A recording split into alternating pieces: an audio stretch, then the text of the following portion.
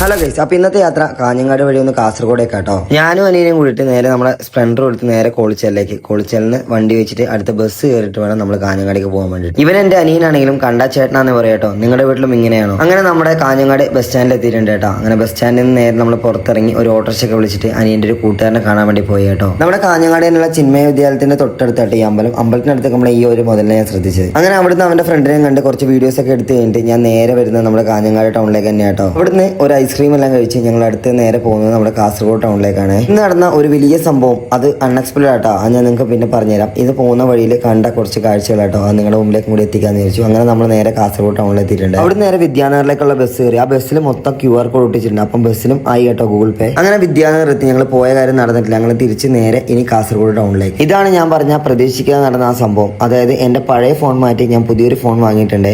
അങ്ങനെ അവിടുന്ന് ബസ് കയറി ഇനി ഞാൻ തിരിച്ച് നമ്മുടെ നാട്ടിലേക്ക്. അങ്ങനെ നമ്മുടെ കാഞ്ഞങ്ങാടേക്ക് പോകുന്ന വഴിക്ക് ഞാൻ പുതിയ ഫോണിലെടുത്ത കുറച്ച് കാഴ്ചകൾ കാണിക്കട്ടോ. അങ്ങനെ കാഞ്ഞങ്ങാട് ടൗണിൽ എത്തിയിട്ടുണ്ട്. അപ്പോൾ ഏത് ഫോൺ വാങ്ങിയെന്നും അതിന്റെ ഡീറ്റെയിൽസ് എല്ലാം അടക്കം പുതിയൊരു വ്ലോഗ് ചെയ്യട്ടോ. ബാക്കി അപ്പം നാളെ.